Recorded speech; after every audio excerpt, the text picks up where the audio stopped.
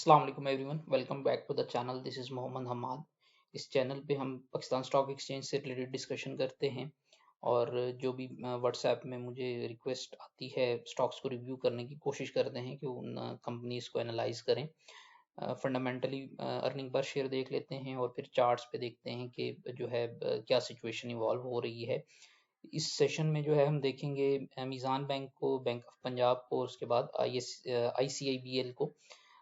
कोशिश करेंगे कि इनका जो अर्निंग्स का डाटा है उसको समझने की कोशिश करें, ट्रेडिंग डाटा समझने की कोशिश करें और जो हमारे पास फिर चार्ट्स पे सिचुएशन है उनको डिस्कस कर लें। स्टार्ट करेंगे मीज़ान बैंक से।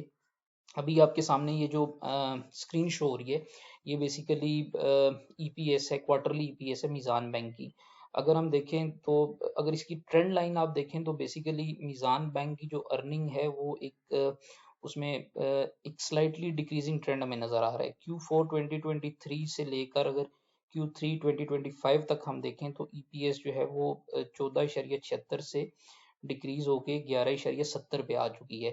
तो थोड़ा सा जो है वो अर्निंग साइड पे जो है वो डिक्रीज नजर आया है। Although bank, this is a large bank and it's still profitable, however जो अर्निंग पर शेयर है वो डिक्रीज हो रही है। अगर ट्रेडिंग डाटा की हम बात करें तो ये जो चार्ट है आपके सामने ये बेसिकली प्राइस और वॉल्यूम का एक्शन शो कर रहा है। प्राइसेस अगर आप देखें तो लार्जली जो है एक अप ट्रेंड में है। ये जो आपके पास ब्लू लाइन आपको नजर आ रही है, this is 20 days moving average for the prices. और अगर आप देखें तो इससे ऊपर ये ऑपरेट करता हुआ ये एक लीनियरली अप ट्रेंड में अवेलेबल है अभी। यहाँ पे इसने 20 डेज से नीचे ऑपरेट करने की कोशिश की पिछले कुछ दिनों जब मार्केट में प्रेशर था, but eventually it ended up closing above the 20 days moving average.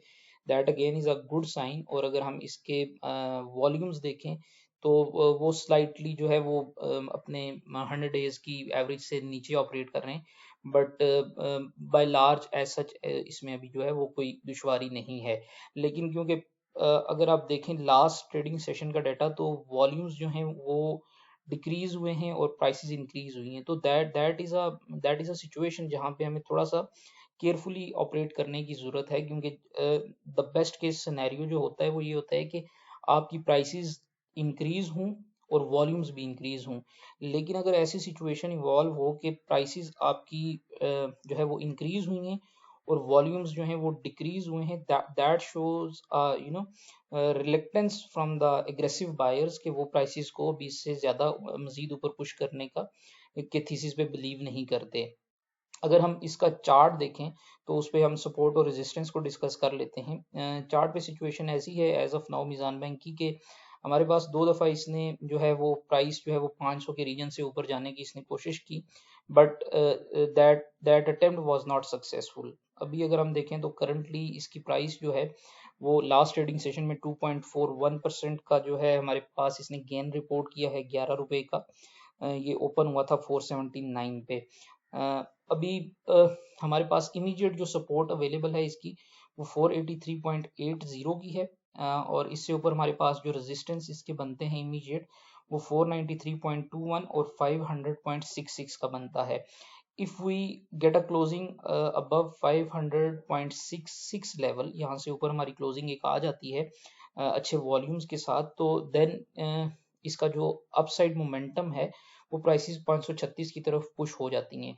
What does that mean कि जब हमारे पास अगर ब्रेकआउट आता है तो उस सूरत में इसका जो टारगेट है वो 536 से 537 की तरफ बनेगा।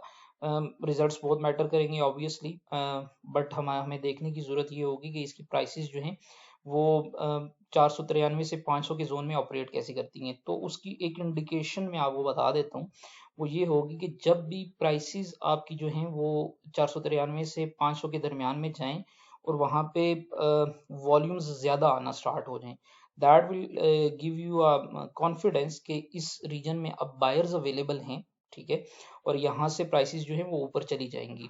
ये दो जो यहाँ पे आपको नजर आ रहा है 7 जनवरी वाली सिचुएशन और उसके बाद 19 जनवरी वाली, इसकी निगेशन हमें चाहिए to target the upside of 536। तो वो इसी सूरत में बनेगा जब 500 के लेवल के ऊपर जो है एक हेल्दी कैंडलस्टिक इस तरह की जो 16 जनवरी को बनी है इस तरह की है। तो अगर अगर हम यहाँ पे देखें तो ये बड़ा एक सेल्फ एक्सप्लेनेटरी सिचुएशन है।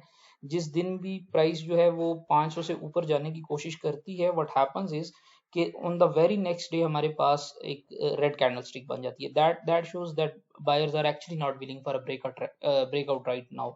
तो अगर एक कंसिस्टेंट सिचुएशन यहाँ पे इवॉल्व होती है 500 के लेवल से ऊपर, हमारे पास जो है अगर प्राइसेस 500 से ऊपर जाती हैं और फिर इमीडिएटली नेक्स्ट डे जो है हमारे पास अगेन एक सेलिंग प्रेशर नहीं आता, रेड कैंडल स्टिक नहीं बनती, इन दैट केस ओनली जो है 536 का टारगेट जो है ओपन हो सकता है।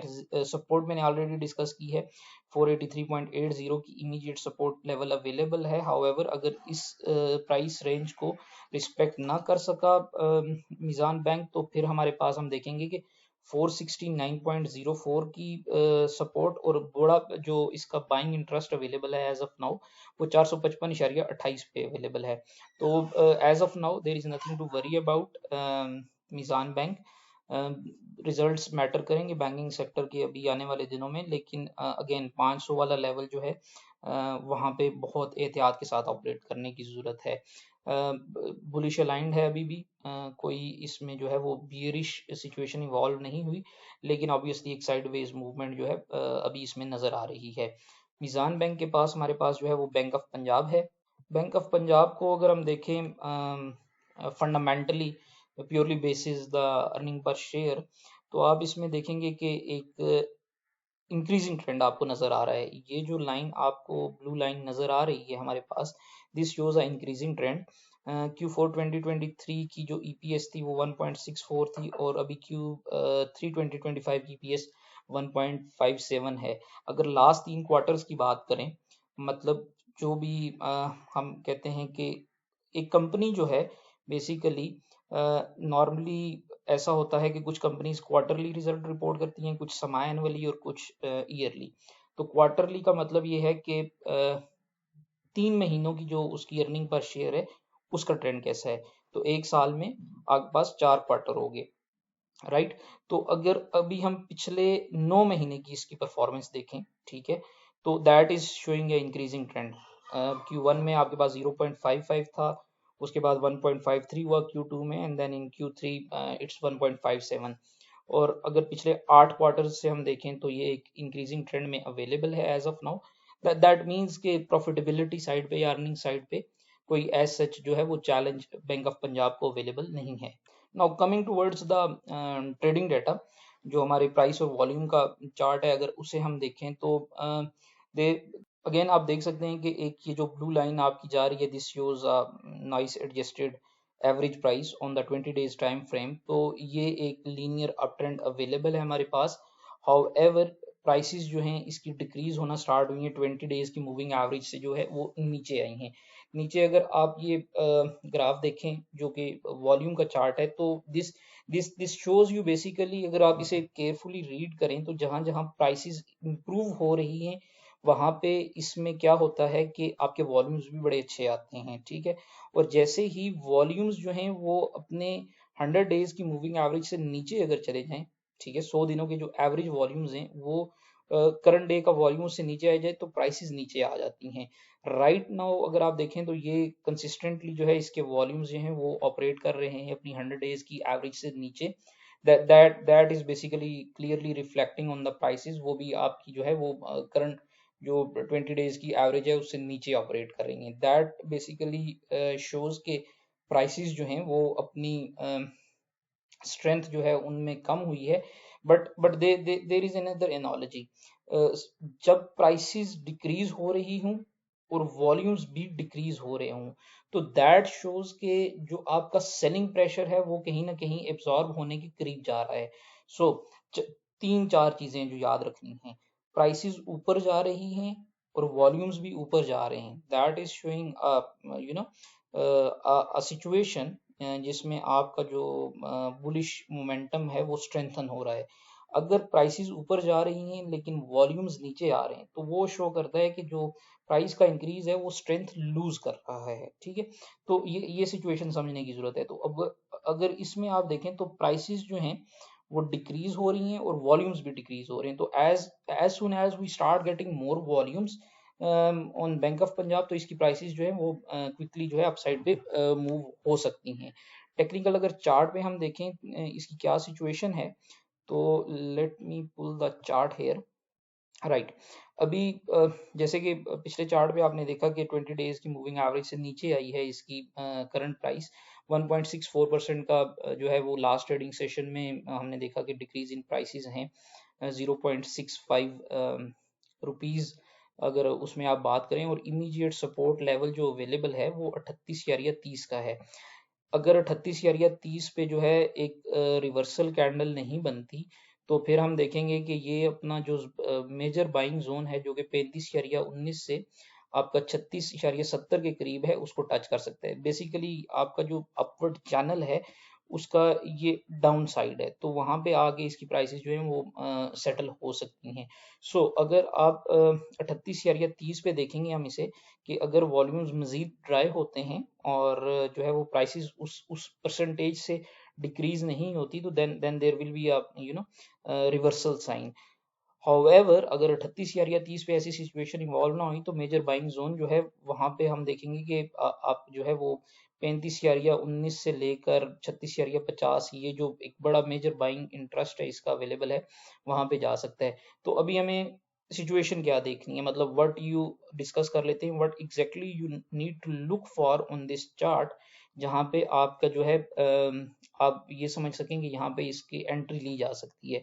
अगर प्राइसेस अपनी सपोर्ट की तरफ आए, वॉल्यूम्स बहुत कम हो जाएं, और आपके पास इस तरह की कैंडल स्टिक आपको नजर आ जाए, ठीक है, तो वो कंफर्म करेगी कि इसका जो सेल ऑफ है वो एग्जॉशन की तरफ चला गया है, और अब वहां से जो है वो रिलायबल चांसेस अवेलेबल हैं कि प्राइसेस ऊपर पुश होंगी। तो बेसिकली इस तरह की जब आपके पास कंसिस्टेंट सेलिंग प्रेशर आता है, तो this sort of a green candlestick जो कि आपकी बनी थी 22 दिसंबर को, वो शो ये करती है कि sellers are now taking a pause, और वो प्राइसेस को मजीद जो है वो नीचे पुश करने में फेल हो रहे हैं, and bulls are going to take charge of it. और अप साइड भी अगर आप इसकी हम बात करें, तो 41.59 की रेजिस्टेंस लेवल है, इमीडिएट रेजिस्टेंस लेवल है, और उससे ऊपर 44.26 का रेजिस्टेंस लेवल है। ये बेसिकली एक आपका जो है ये 20 डेज की मूविंग एवरेज है 41 या 60 के करीब, और उससे ऊपर जो 44.26 है, that is the channel, basically जो अपवर्ड चैनल है उसकी मिड लाइन है। तो ट्रेडिंग में एक जो स्ट्रैटेजी होती है वो मीन रिवर्सल की स्ट्रैटेजी भी होती है, कि prices they basically tend to move to their mean values. तो 44.26 जो है वो इनसाइट होगा 38 या 30 से लेकर, ठीक है। तो इससे ऊपर जो है वो एक ब्रेकआउट की सिचुएशन इन्वॉल्व होगी, वो ऑब्वियसली जब नंबर्स चेंज होंगे तो हम उसे देख लेंगे, तो वो तो कहीं आपके पास 51 52 का लेवल भी बन सकता है। हाउएवर एज ऑफ नाउ जो है वो इसके लिए इम्पोर्टेंट ये होगा कि अगर तो हमारे पास 41.59 से ऊपर नेक्स्ट डे में क्लोजिंग आ जाती है, तो then again that will show up increasing buying interest, और अदर अगर उसके जो है वो अपोजिट हम देखें, तो फिर ये कहीं जो है आपका 38 या 30 वाला जो मैंने इमीडिएट सपोर्ट लेवल और बाइंग जोन डिस्कस किया है, वहां पे हमें इसकी प्राइसेस जो है वो देखने की जरूरत होगी। बैंक ऑफ पंजाब के बाद मेरे पास जो है वो investment capital investment bank limited है। इसके भी नंबर्स पहले देख लेते हैं अर्निंग्स के, और फिर इंशाल्लाह जो है वो चार्ट पे इसे कोशिश करेंगे कि to the best of my knowledge में इसे आपके सामने इसके नंबर्स रख सकूं। आईसीआईबीएल की क्वार्टरली अर्निंग्स देखें तो इसमें एक जो है वो लीनियर डिक्रीजिंग ट्रेंड अवेलेबल है। Q2 2024 में जो है, और इसने जो ईपीएस रिपोर्ट की थी 12 पैसे की, वहां से लेकर अगर अभी हम Q1 2026 तक देखें, तो यहाँ पे ईपीएस आगे इसकी 0.07 हो गई है, मतलब 12 पैसे से 7 पैसे पे ये आ चुका है इसकी एज ऑफ नाउ अर्निंग। तो एक जो है वो linear decreasing trend in earning जो है वो अवेलेबल है, although it's still in positive territory, but ये obviously this is a consideration कि इसकी अर्निंग्स जो हैं वो as of now till the data available as of today एक डिक्रीजिंग ट्रेंड में अवेलेबल हैं। प्राइस का अगर हम चार्ट देखें, तो ये आपके पास जो है वो लेट जुलाई से जो है इसकी प्राइसेस जो हैं वो उन्होंने स्लाइड किया है, और never was the case except 2 days के जहाँ पे इसकी प्राइसेस जो हैं वो 20 days से ऊपर गई, और हाउएवर स्टिल 20 days से ऊपर जाने के बावजूद भी जो है वो सस्टेन नहीं कर सकी। सस्टेन का मतलब ये होता है कि से फॉर एग्जांपल प्राइस अगर एक रेजिस्टेंस लेवल को तोड़ती है, उससे ऊपर जाती है और अगेन उसे रीटेस्ट करने आती है। अगर मिसाल के तौर पर आपकी प्राइस जो है वो करंट प्राइस जो है वो 9 चल रही है और उसका रेजिस्टेंस जो था वो 10 था, तो प्राइस 10 रुपए के रेजिस्टेंस लेवल से अगर ऊपर जाए, ठीक है, 11 हो जाए और 11 के बाद दोबारा आए और 10 से उसमें बाइंग मोमेंटम स्टार्ट हो, तो दैट बेसिकली शोज कि उसने एक जो है जो रेजिस्टेंस थी उसे तोड़ा और उस रेजिस्टेंस को अब वो सपोर्ट बना के चल रही है।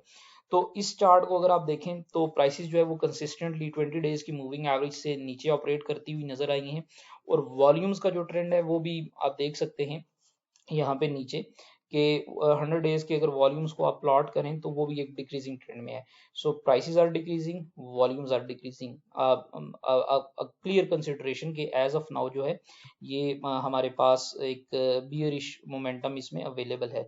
इसके अगर हम चार्ट को देखें तो the situation right now is कि हमारे पास 5 रुपए पे ये अभी ऑपरेट कर रहा है। इसने 2.25 का गेन पोस्ट किया है और ये एक कंसोलिडेशन सिचुएशन में भी चला गया है। 4 रुपए 94 पैसे की इमीडिएट सपोर्ट अवेलेबल है, और अगर इससे ये नीचे आ गया तो इवेंचुअली ये 4.01 को एक्सपोज करेगा, एंड देन विल सी के जो है वहां पे प्राइसेस सेटल हो सकती हैं।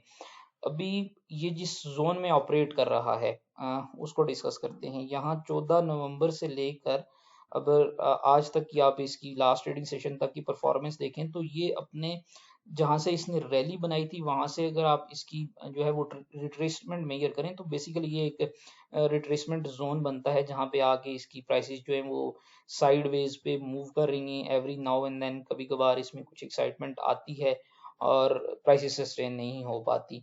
तो अभी 4.94 के सपोर्ट लेवल के साथ ये ऑपरेट करेगा। अगर इससे नीचे इसने डेली क्लोजिंग दे दी तो फिर ये 4 रुपए की तरफ चला जाएगा। अप साइड की अगर बात करें तो 6.24 तक जो है इस पास मल्टीपल रेजिस्टेंस लेवल्स हैं। हाउएवर 6.24 जो है वो एक मेजर रेजिस्टेंस लेवल है, और वहां से ऊपर ही ऑपरेट करने की सूरत में इसमें जो है वो कोई बुलिश इंडिकेशन आ सकती है, और उसके बाद ये 7.14 को टारगेट कर सकता है। Still there are no signs कि इसकी प्राइसेस यहाँ पे सेटल हो चुकी हैं, क्योंकि even if you look at from a naked eye without any numbers inside, यहाँ से आपको ये नजर आ रहा है कि इसने जो पिछली परफॉर्मेंस दी है कुछ दिनों में वो इंडेक्स के कंपैरेटिवली जो है वो नेगेटिव है। तो दैट बेसिकली एटलीस्ट हमें कुछ कंसिस्टेंट क्लोजिंग चाहिए होती हैं जहाँ पे इसके नंबर्स आउट परफॉर्म करें इंडेक्स को, टू बी श्योर के इसमें कोई सिचुएशन इवॉल्व हो चुकी है। तो as of now there is no current evolving situation on ICIBL कि हम इसमें कह सकेंगे इसका जो है मोमेंटम या इसका जो आपका ट्रेंड है वो चेंज हो चुका है।